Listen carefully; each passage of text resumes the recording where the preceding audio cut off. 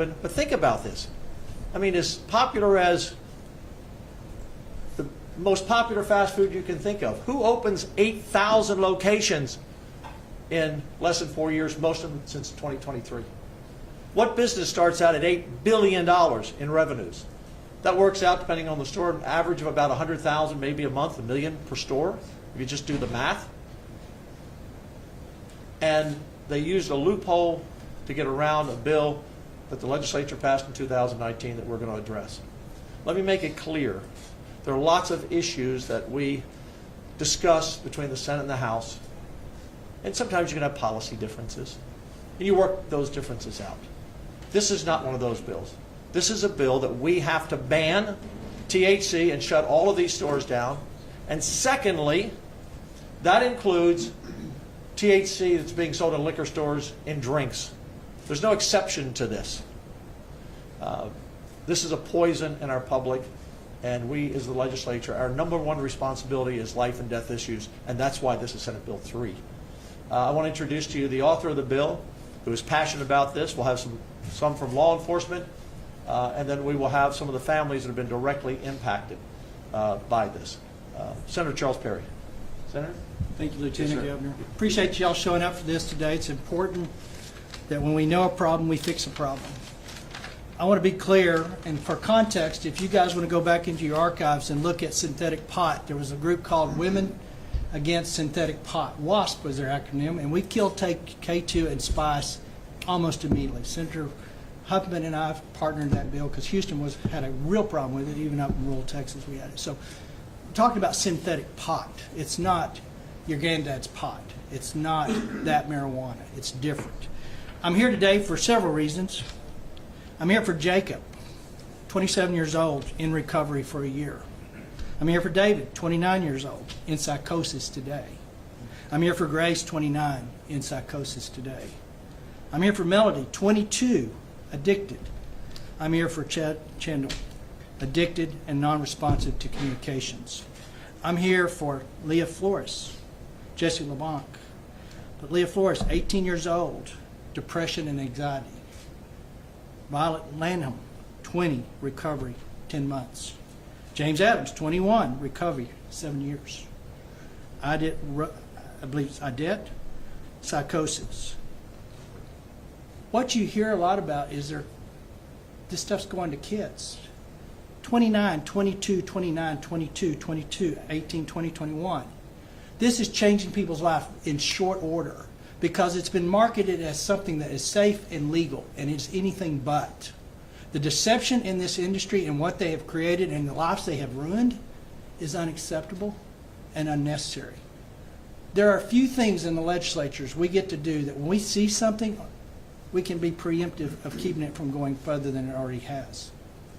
As the modern day philosopher of Barney Fife would say, we got to nip it, and we need to nip it in the bud, and we should have done it the last couple of sessions. But the facts are clear. This is a real problem. I'll speak a little bit to it. Profit over people is never an excuse to ignore the people. That's what you hear from the industry. We're making all this money, we're providing all these jobs. I tell you, the taxes we collect does not cover the behavioral health issues that's created in addiction that the state budgets of the day have to cover. If I had been in prohibition, we wouldn't have the budget the size that we have. That's where I'm at on this issue. This is causing problems that no amount of tax dollars is going to cover the fix. But more importantly, what is the price you put on the loss that these families have suffered and generations to come will have? This is just a few of the people I know about. I'm sure it's in the thousands across the state that are dealing with the same issues. They just don't know that we're actually trying to address the issue. It's out of control. Beverages. I hear a lot that beverages. Who in what world, whose mind in what world would conceive that if you mix drug and alcohol that the end result can be anything but bad? That doesn't end well for any people. The beverage industry doesn't realize it, or maybe they do, but the molecules act differently in THC when mixed with alcohol, and your brain is more receptive and craves more of it. So it's just as bad as the stuff that you vape or get off the shelves. It cannot be exempted from this. To the lobbyists that are supporting this, I've told them they have every right to make a living, and I don't care who they represent. I will tell you, legislatures have all the prerogative on who they talk to every session when they come back. That's not a warning, that's not a threat. It's a two-way street. People that are advocating that this okay are literally creating a situation where kids, families, and lives will be changed impermanently for generations. So let your conscience be your guide.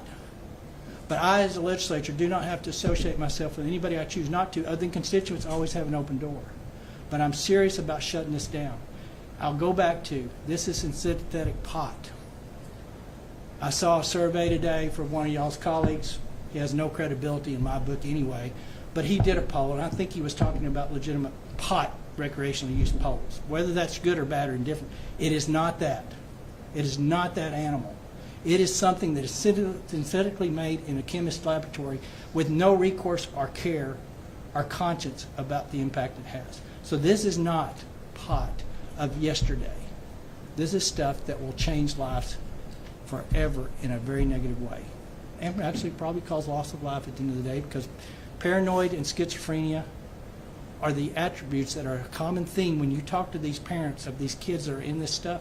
Paranoid and schizophrenia is not a good place to be, and it don't undo it. So with that, I thank you for that. We'll have some other people here to support what we're doing, but I want the message to be clear. We're serious about stopping it because of the substance that it is, and it's different than what we grew up with. It's just like a K2 or Spice Arena. The quality of those products is not monitored.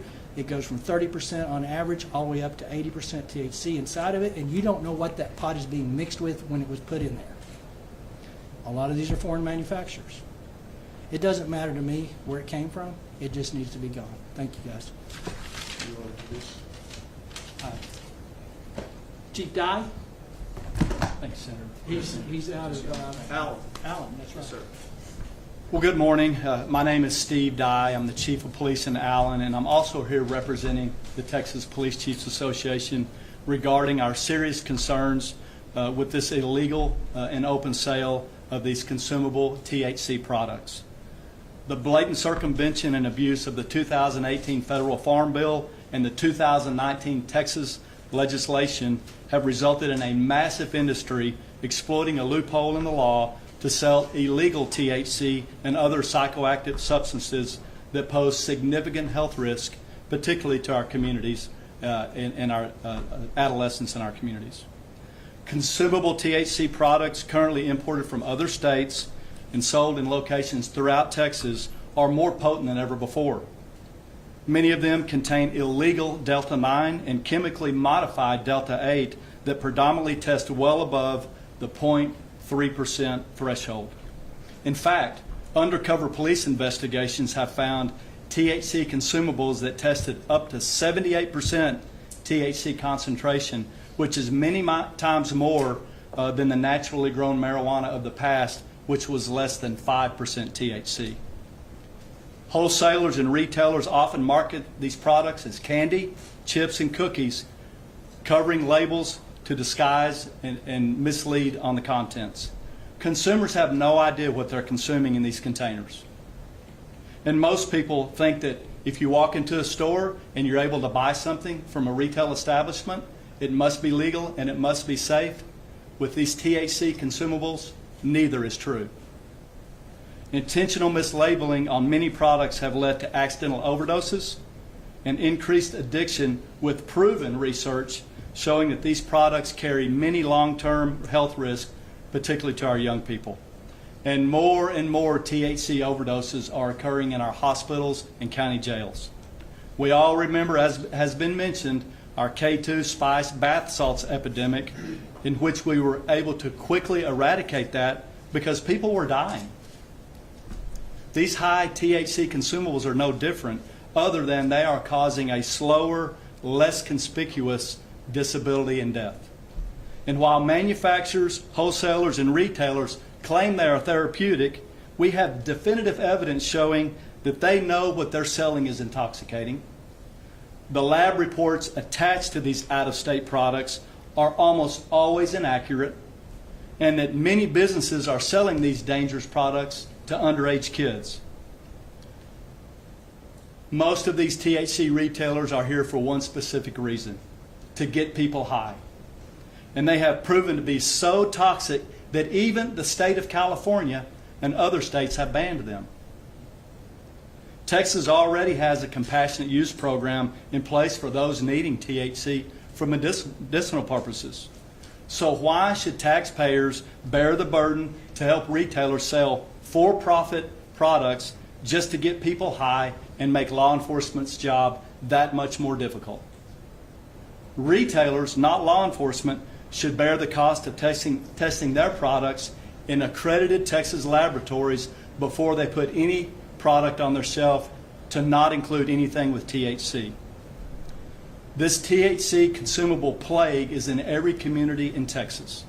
As a matter of fact, the University of Houston recent survey showed that 55% of our communities are against these THC consumables, and I can tell you in North Texas, that percentage is much higher. Our position is not only that of the Texas Police Chiefs Association, but that of the Sheriff's Association of Texas, the Texas School Districts Association of Chiefs of Police, TMPA, and CLEAT. We are all united in banning these consumable THC products. Folks, Texas is better than this. So we greatly appreciate Lieutenant Governor Patrick and Senator Perry for Senate Bill 3. We are urging both the Senate and the House to pass legislation that bans consumable THC products from retail sales and enables law enforcement to effectively file, prosecute these criminal cases that are affecting the quality of life in all of our communities. Thank you very much. I'm going to introduce our District Attorney of Collin County, Greg Willis. And we'll take questions after everyone speaks.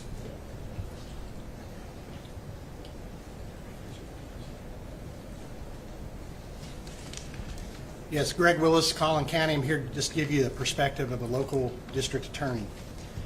As district attorney, I don't just read about the impact of high-potency THC in studies. I see it firsthand. I see it in the courtroom. I see it in hospital records. I see it in shattered lives. This is not yesterday's marijuana. Daily dosing basically can make psychosis 5 times more likely. For 1 in 10 heavy users, the psychosis never lifts, and it becomes a lifetime of mental illness. One hit, one habit, and the door to schizophrenia swings wide open, never fully closing again. As has been mentioned, we've been here before, K2, spice, bath salts, every time it starts the same. A new drug slips through a loophole, gets marketed as safe, as just another option. Then comes the overdoses, the psychotic breaks, and the ruined lives. But each time Texas has acted, and Texas should act again now. This crisis isn't sudden, but it's slowly. It's slowly choking the life and vigor out of our young people. It strikes not in an instant, but it tightens day by day. Until bright minds break and go dark. Until our courtrooms fill with cases of promising futures forever cut short. Until young defendants stand before us unable to tell reality from delusion. This is not alarmism. 15% of new schizophrenia cases in young men are now linked to cannabis use disorder. How many more before we act? Senate Bill 3 is a clear and a necessary step, because if we wait, then we will be back. Only next time the cost won't be measured in percentages and studies. It will be measured in lives. Young Texans, their futures dimmed and their potential lost. Sheriff Bill Weber, Tarrant County. Thank you. Bill Wayburn, Tarrant County Sheriff. And listen, I stand here shoulder to shoulder with these guys because of the evil that is trying to be defeated. I want to make it clear that good men and women were trying to do some things when they had marijuana become a medical product. And we are not against compassionate use or medical marijuana. But what we are against is this evil that has come out of the dark room of the same place. And we need to put a stop to it. In 2017, when I became sheriff of the 3rd largest county in Texas, The population of my jail, 25% were having difficulty with mental illness. Well, something drastically has changed in Texas because here in 2025, nearly 70% of the jail population is dealing with mental illness. And I talked to the mental health workers over there, and there's no question that this marijuana is at the tip of the spear causing these issues. And guys, we've got a health crisis, a mental health crisis because of this. And if we don't put a stop to it right now, it's going to get further out of hand. We've been down here asking the legislatures for mental health beds because of what? Because of this. We've been asking to add to our mental health capacity in Tarrant County because of these things. This is clearly the evil that stands before us. And I couldn't be more proud of the Lieutenant Governor and the senators here standing today that are leading the charge against it. And law enforcement across Texas will stand shoulder to shoulder, and we will stand with them. And at the end of the day, we'll go after the bad guys that have corrupted what was meant to be a compassionate, sound medical program.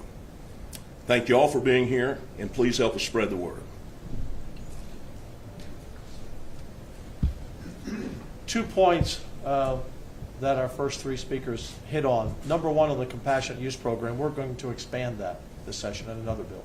Because again, we're not against those who need medically described help.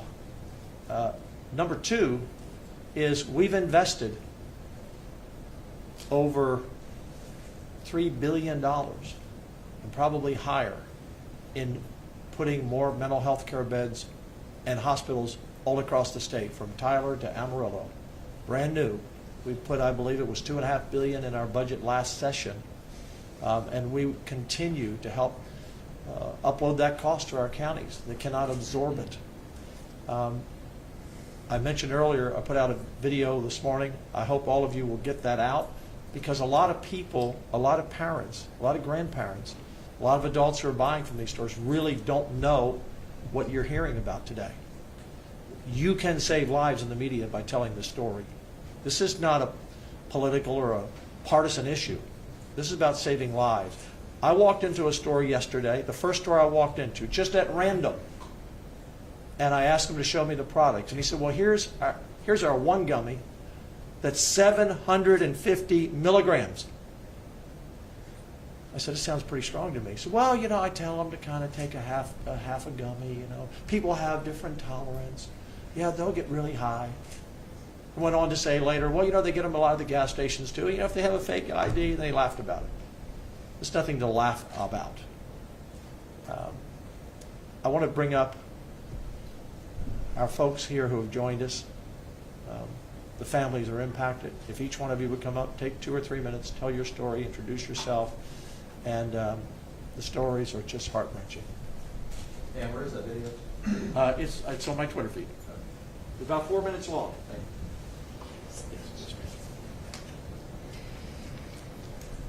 My name is Aubrey Adams. I am Director of Citizens for a Safe and Healthy Texas, and Every Brain Matters. On behalf of all Texas families that have been harmed by synthetic THC, I want to thank Lieutenant Governor Dan Patrick, Senator Perry, and everybody who's involved in supporting this bill, SB 3. This bill will save lives. Synthetic THC products mimic everyday foods like candies to attract children. They often have sugary flavors to mask the toxic tastes. These products pose serious mental and physical health risks, including potential death. Sonia Jimenez from Houston, Texas, wishes she could be here today, but she is in deep grief for her son, Joshua. Joshua brought a product called Wedding Cake Delta 8, which caused him to have a psychotic break. The voices in his head told him to go to LA to save God's children. He was suffering. He didn't understand what was happening to his brain. And he stepped in front of a train in Pecos, Texas. He was 22 years old. Mary, from the Houston area also, is now a full-time caregiver for her adult son, who has become psychotic from synthetic THC vapes. He spends his day talking to imaginary people, not sleeping, and refusing treatment. Another family whose young adult son became addicted and experienced symptoms of psychosis from synthetic THC spent $230,000 to get their son treatment out of state due to Texas' inadequate resources. And my son in Houston experienced severe illness from Delta 8 and Delta 10, struggling to eat and drink. This condition is called cannabinoid hyperemesis syndrome and can cause dehydration, seizures, and organ failure. The science is clear. THC can cause psychosis and lead to schizophrenia. It can worsen symptoms of PTSD, increase suicide risk, intensify depression and anxiety, which are two serious health issues Texas children are facing today. Any potential jobs or tax benefits from this predatory industry is overshadowed by the damage their products cause. Even Colorado has banned these synthetic THC products. Texas must do the same. Thank you. I would like to introduce my friend and fellow advocate, Shandell Strickland from Katy, Texas.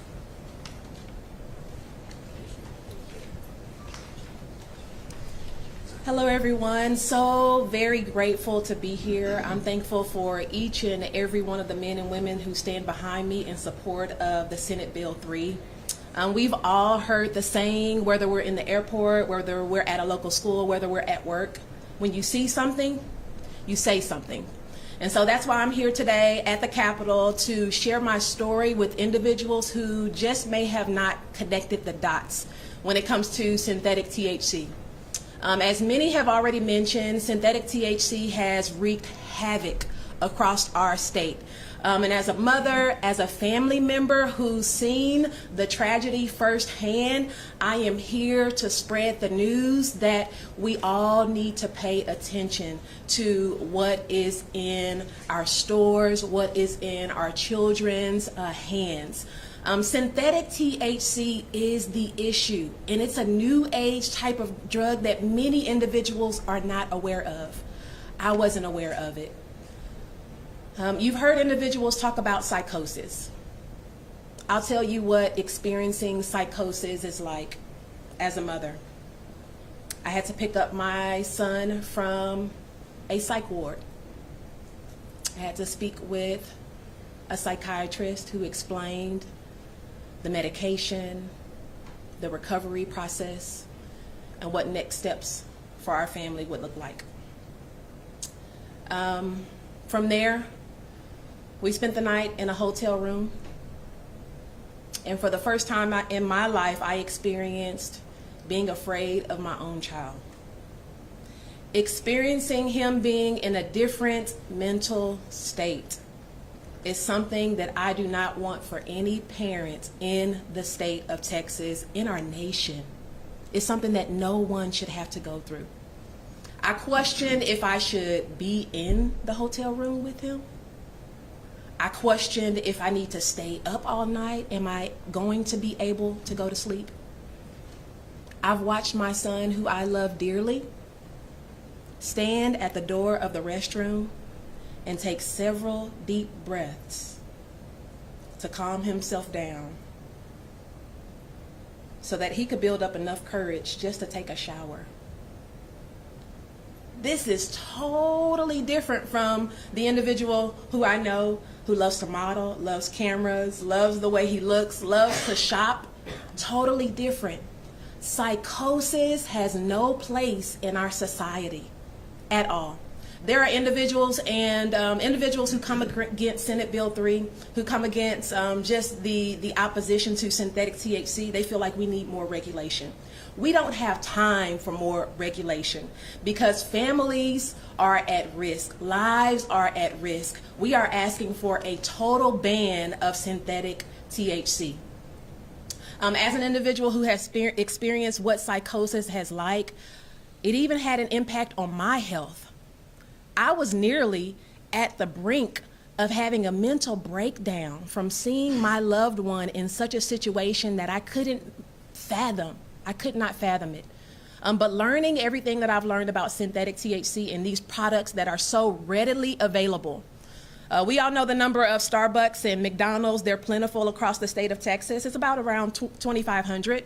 But there are over 8,500 of these smoke shops and all of these liquor stores that have these products available for our children, for our adults, even for us. And unbeknownst to us, there are lies. We're told that they're healthy and they are not healthy.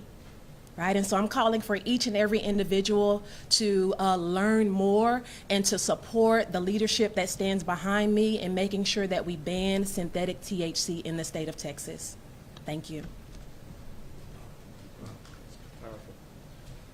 Bring up the other ladies. They're not going to Okay. That's powerful. And my guess is a lot of you in the media and a lot of you who will see this press conference knew very little about this, knew very little about it. So I'm asking the media to partner with us to get the message out and tell the story. There is no excuse to keep it in beverages. There is no excuse to regulate it. There is no excuse, well, it's someone's right. Message for these businesses, a few that I visited yesterday. It's just a matter of time that someone is going to bring lawsuits against your business on the civil side for their families who have been harmed. We're going to ban your stores. We're going to ban your stores before we leave here for good, whether it's in May or July or August, whenever session is over.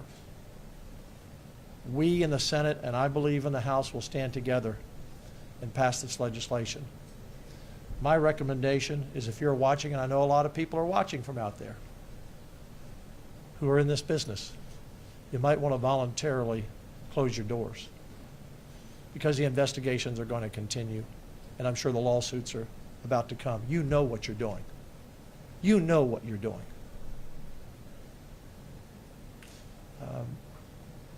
Talking about the beverages, I was told by someone representing the Restaurant Association that they had some restaurants that started selling alcoholic beverages in their restaurants with THC in it. And after a short time, they stopped because some of their customers were losing control after 2 beverages. Doesn't happen for most people after 2 drinks or 2 beers. You know, this is everywhere. And for our parents out there, you need to sit down and talk with your kids about this, because once again, it's being sold to them as it's just a candy and it's okay. And again, all of these plus 20s whose lives have been destroyed. Would any senator like to make a comment before we open it up? Adam Hinojosa has joined us. Anyone else like to speak? Anyone from law enforcement? Anyone? Let's open for questions.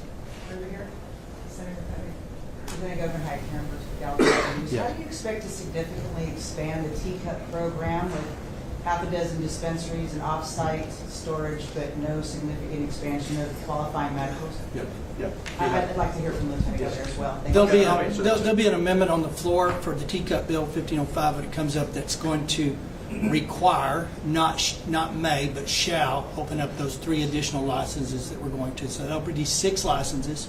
I've been told by those particular manufacturers that if you give us satellite locations for storage, that it's the timing and the expense is having to bring it from Austin to Lubbock, and then only to return back to Austin if the person in Lubbock wasn't there to receive it. So we've addressed those. They think the satellites will get us there. We are going to make the DPS required to offer those new 3 licenses rather than maybe. So that's I'm one asking way. about the conditions specifically, though. You can do all that stuff, but how are you?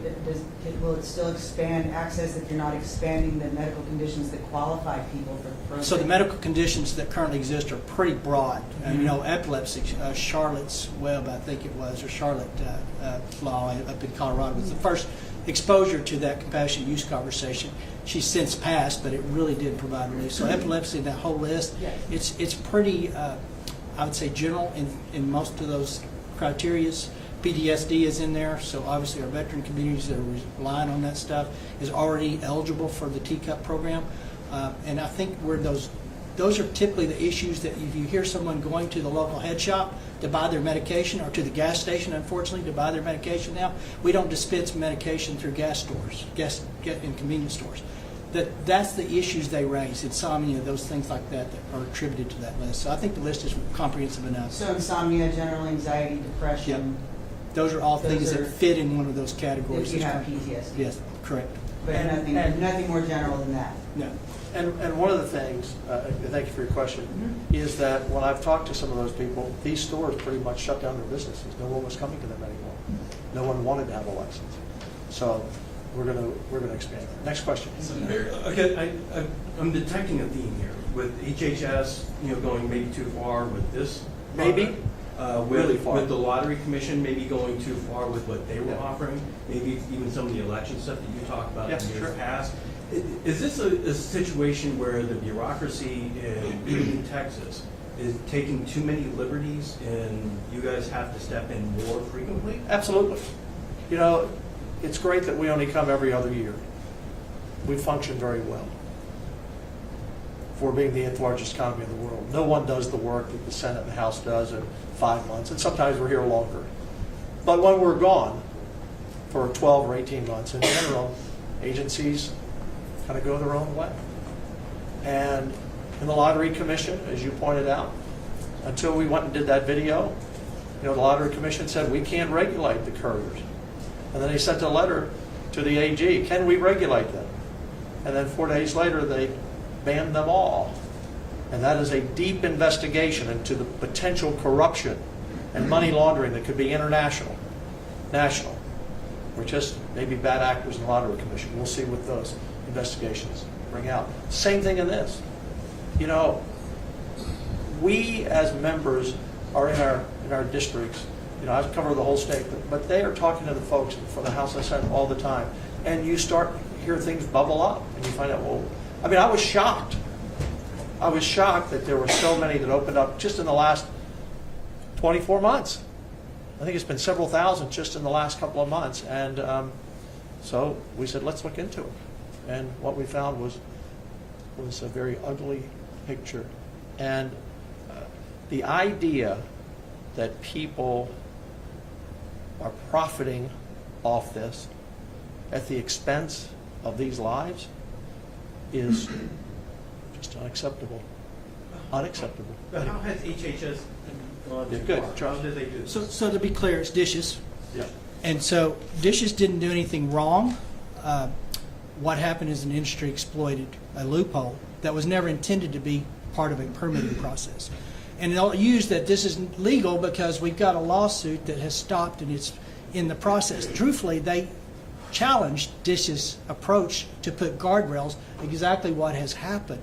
And because of the way they went about the process to put those rules in place for this issue that we now face that didn't get implemented, they're in the courthouse. They did not challenge, let me back up, the court has not addressed the actual merits of what that substance is and why it's bad. So when you hear the negative or the false that we are legal because we have a court that's said pause and take a look, it had nothing to do with the substance. So Dishes permitted, I think they did what they expected to do, but they permitted something totally different than what the industry did with it, to be clear. And another thing, a lot of these industry companies that have set up, and not the newest ones, but a lot of them were tobacco sellers before. So when they close their door on the hemp side, they still go back to the tobacco side. So not all of them are going to close. We've just removed something from their inventory that should have never been there to begin with. So this is not, I'm not going to throw the Dishes system under the bus. I think they did exactly what the law said they should do, and they thought they were within their purview of being able to put rules around to prevent things like this by definitions and things that they were not allowed to do, and that's what currently is in the court. I hope after this bill's passed that the court has a pretty clear picture of what the state of Texas is included to do. But Dishes, I'm not saying they couldn't have done a more diligent or better source. The enforcement actions that we've had a little bit of enforcement from it. We're going to step up enforcement. We've got money in the budget for enforcement. So, but it wasn't as much the bureaucracy. It was the industry's exploitation of the substances that were being permitted. So that's the clarity I want to leave you with on that front. Very clear, and to follow up on that, part of those issues are when agencies don't communicate with the legislature. So we had to find out through Bob Hall's work, the lottery sold 26 million tickets. And when all these permits were given, there was no input to us of saying, we might have a problem here. Suddenly we have 4,000 permits out there. There's a lot that aren't licensed. Yeah, and there are a lot that aren't licensed. There's just no. Okay, next question. Senator Perry, you mentioned there was a poll out this morning about this. What was that? I saw a poll today by one of your colleagues, I affectionately refer to him as a bottom dweller.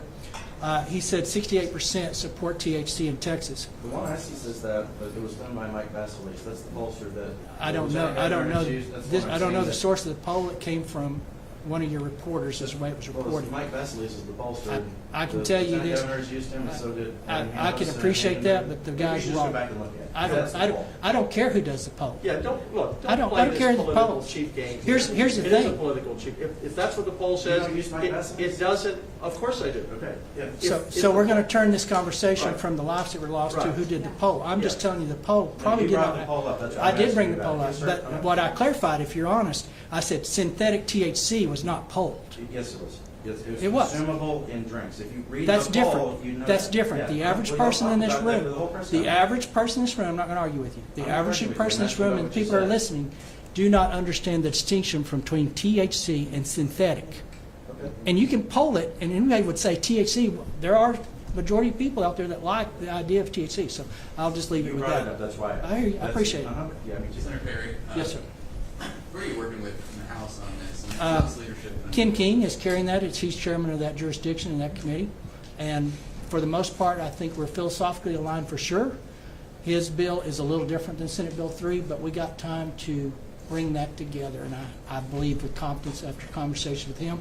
And the speaker, I will tell you, and he wouldn't mind I said this, before he was speaker, we were in a car in Lubbock, Texas with a fellow representative outside of Lubbock in the same car. We were driving by, we passed a head shop, and I said, those will be closed if we're successful next session. And the individual that was outside the district said, what do you mean? I said, we're going to shut them down because of all these things we've talked about today. And at that point, then Representative Burrows said, I hope to carry that bill and ban them all. So that's where the speaker's support lies on this issue. We just got to get it over the finish line. What's the biggest discrepancy between the two? I would say the beverage conversation right now, and I think there's room to get that over the finish line without it in there for all the reasons we've talked about today. Okay? Yeah, and the liquor stores ought to realize they're going to be probably subject to civil lawsuits as well. And I'm asking the main liquor stores, and you know, there are only a few major companies in every liquor store in the state of Texas. I'm actually asking them to withdraw their inclusion to continue. The liquor store industry needs to back up and listen to what the people are saying, what the legislature is saying, and say, we're not interested in this product anymore. So I'm counting on those good businessmen and women who own those companies to do the right thing.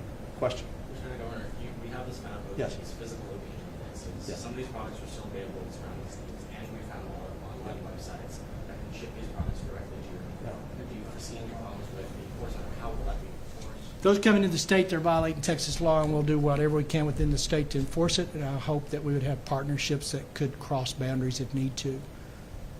If How will you enforce? I don't know how we go into New Mexico to do it, but I can tell you we will find a way if there is a way. But I can't prevent what other states are doing or not doing. That's not. I'm a Texas senator. I'm responsible for 30+ million people in Texas, and how we protect them with other states. I will tell you what I've been told. Colorado and Oklahoma rule the day that they put legalized marijuana recreational. So it's a big issue that's surfacing around the country, and they're looking and trying to pull back. So I can't answer what I can do in New Mexico, but I'll find a way if there is a way. Are any of the places where you're able to talk about how to enforce? Yeah, go ahead. We're going to do interdiction just like we do today, and we do the same thing using the same tools. We're catching people coming from Colorado, we're catching people coming from Oklahoma, New Mexico, all those places. That's all happening right now. So we'll just continue to do that. We'll just add to the list. For online sales? Well, we have task force that work with the different agencies that may be delivering that. So without talking about our methodology, we will have some people involved. And I'll just add, one of the challenges for law enforcement, these new variants are being produced almost daily in a lab somewhere. And so you can't keep up with what is legal and what is not legal. We need a bright line rule that all THC is illegal in these products. That helps us enforce it. We need all of the testing to be done in Texas accredited labs because these products are being shipped in from out of state. The certificates of accuracy very rarely actually match what's in the product. And testing for law enforcement is very expensive. That's a hindrance to a lot of the departments. They don't have the funds. An average test on one product, one THC consumable product, is $250 for one test. So you can imagine most budgets don't afford that opportunity. So what we're also asking for is the retailers have to test their products to prove that there's no THC. They register those particular products with dishes. So when we walk into a store, we can look in the registry, and if they're selling a product that's not in the registry, then we know prima facie that it's illegal. I will tell you, because of the exploitation of these loopholes, it has made enforcement very difficult and very expensive. But I will point out that many of us are still prosecuting these cases. We have multiple pending cases in Allen that are pending criminal charges. I know there's the Carrollton chief is here. He's got some. But again, what we're hearing, and I think this is very important from a local perspective, we work for our communities. And what we are hearing from our communities is an outpouring of support for us to try to do something about these locations. We've got high school kids that are making a poor decision and going to a high school campus with one THC vape pen, and they're getting a felony charge. That's also not proper. And then they become addicted because it's so potent. The behavioral cost to try to rectify the damage has been mentioned is tremendous. But you need to understand from a local policing perspective, we're not just about filing criminal cases and putting people in jail. Our job is really holistic. We're concerned on quality of life in our community. And our main concern here is the high potency mixed with consumption at younger ages and the permanent harm that it's doing. We're the ones out there every day at the Rotary Club and the Lions Club and the Kiwanis Club hearing from people going, please do something about this. It's killing my kid or it's killing my neighbor's kid. So I think the quality of life perspective needs to be pointed out. But with the legislation that's been proposed in Senate Bill 3 and then hopefully in House Bill 28, we believe that we will actually to be able to enforce the law as it was intended and really removing the loopholes that were unintentionally created. We're gonna wrap it up. Okay, last question. Okay, everybody has a busy life here. Yes, ma'am. We haven't heard much from Abbott on this. Have you? The governor and the speaker and I have talked about this several times. We just had breakfast this morning. We're all on the same page. We're going to protect the people of Texas from THC. Last thing you just need to think about, and you had a great question. Our job is 30 million people, and our job is protecting the adults and the school children who are getting this product one way or the other.